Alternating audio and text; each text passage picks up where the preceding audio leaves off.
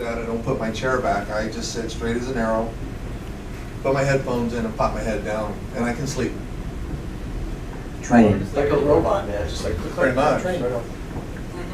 This question's for Tom, Fridley, and CJ. Can you talk about filming Port's death scenes, and were you actually listening to Teenage Frankenstein? The music, I don't believe the music was on, because people ask me if I really rolled the van over and all that stuff, and that kind of goes.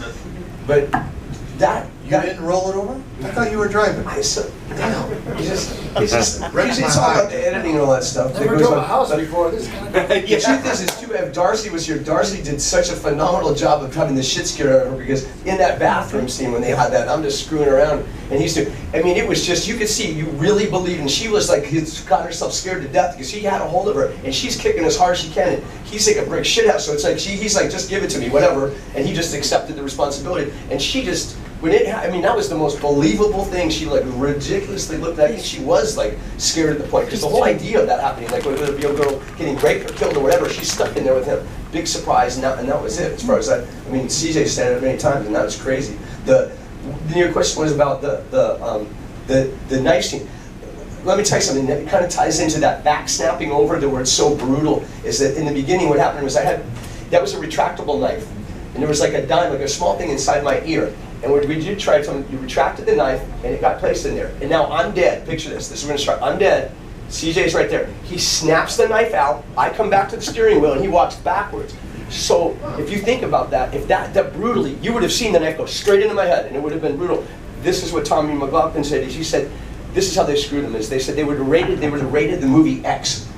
Now you would have had people in trench coats watching it, whatever. But I'm just saying it's like, well, you guys didn't get that one. I'm just saying, but that was the thing. It was scary, and that's at the same time that the like Godfather had a horse, real horse head, laying next to somebody. And I don't know if it's political or whatnot, but it was. Tommy would love to have another recut and put the really graphic stuff back in there. I'm sure, because he's a genius in his own mind. But it's terrible when they take that kind of stuff away. I mean, nowadays that's like nothing. But there was no graphics. Like, it was really scary, and everybody trusted CJ. It's like he was very professional about it, because it could have been really dangerous if he hadn't screwed up. He was super responsible and focused and all that stuff, which I believe that's in the military and however it is, but he was just serious. Is that Carl? You have to turn it on, we're all going to listen. Put it on the speaker. It's over here. You don't want $10 for food? Get a job! One thing to give Tom some additional kudos, first time up there on the line, is the knife was real up to the point of a lunge and a stop.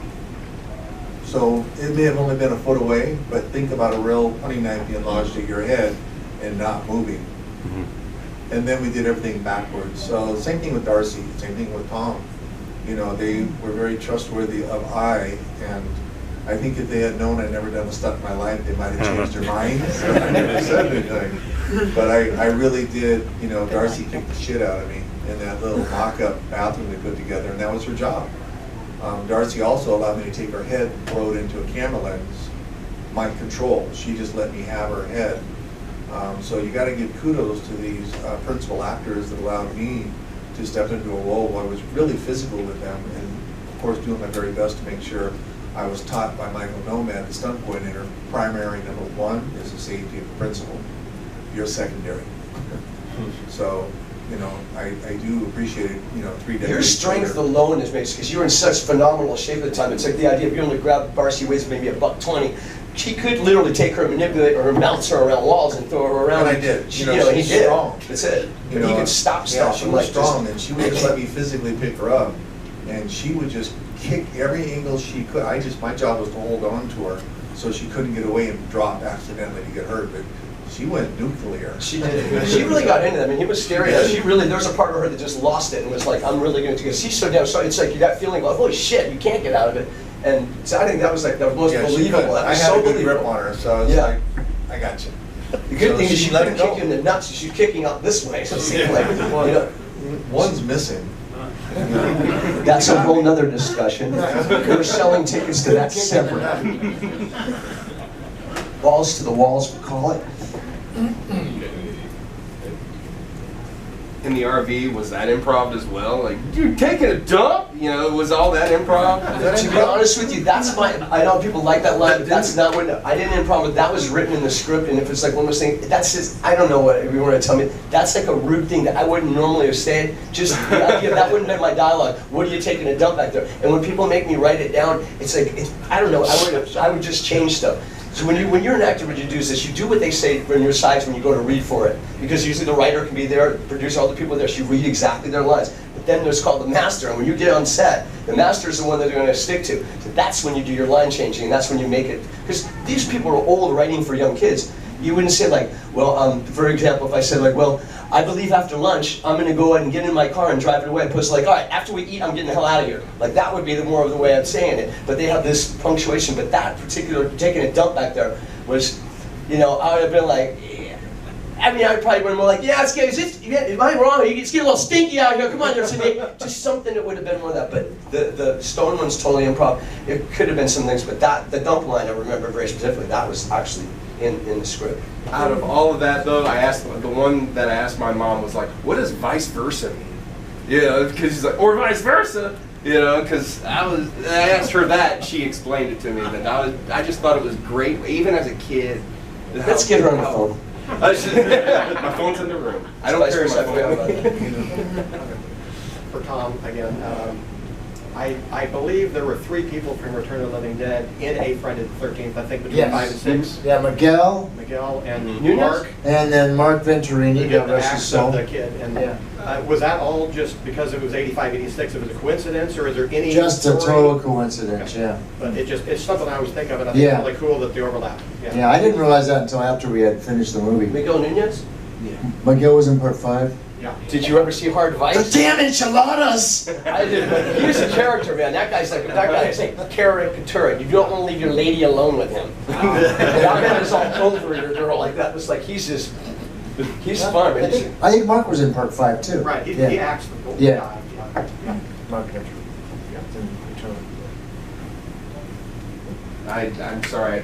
This movie is one that I Never Start apologize. charging you for questions. I know. This movie I watched constantly every year before school started. When you were in the makeup, I could almost tell that it was hard for you to turn your head whenever you. So did your military come into play whenever you would have to do an about face to look where Tom? The reason Tommy was? it wasn't that it was difficult, but it's a hood. Once they got to the end of it where I was putting a mask on, and they glue it down to me, rubber glue. And so you want to move not too much to tear the glue in your skin, but more importantly, so it stays with your neck. So their continuity looks like it's attached. The only Right? time 'Cause you don't want to be in there sliding your head back like this, and the wardrobe isn't moving with you. Only time I saw you turn your head was when you went to get your mask at the very beginning, when he unleashed you. Right, and that's a full Yeah. a hood, so that way, I mean, I have one that I use sometimes in photo ops, and you can cheat a little bit because it's pretty tight. But when you just cut the face out and now it just becomes a pullover mask, it's pretty simple. Quick CJ, since you were talking about that, made me wonder which makeup was worse, Jason or Hellcop? Oh,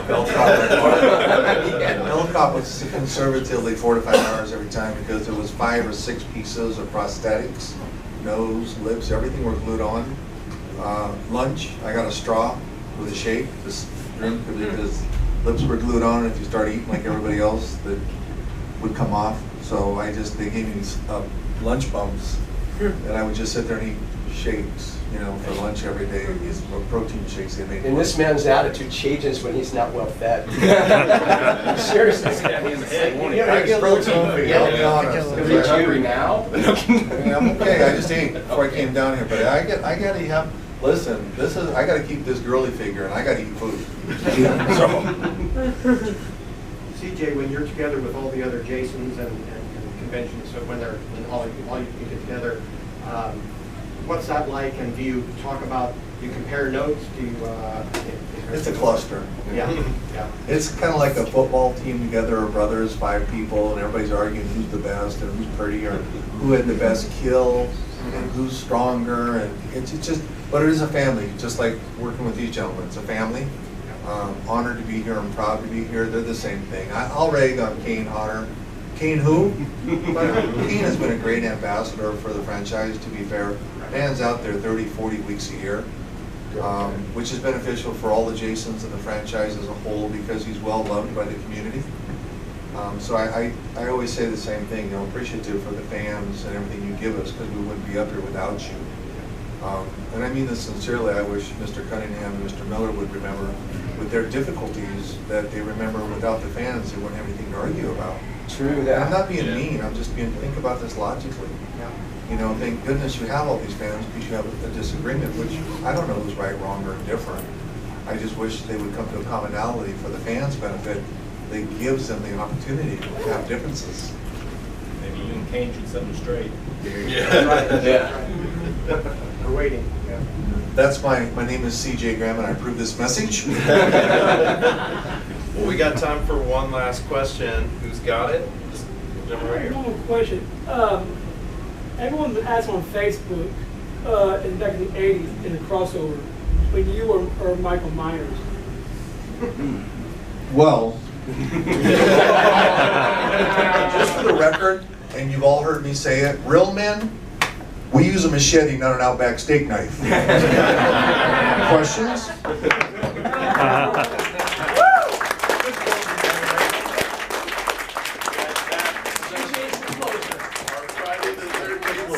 Give it up for these gentlemen.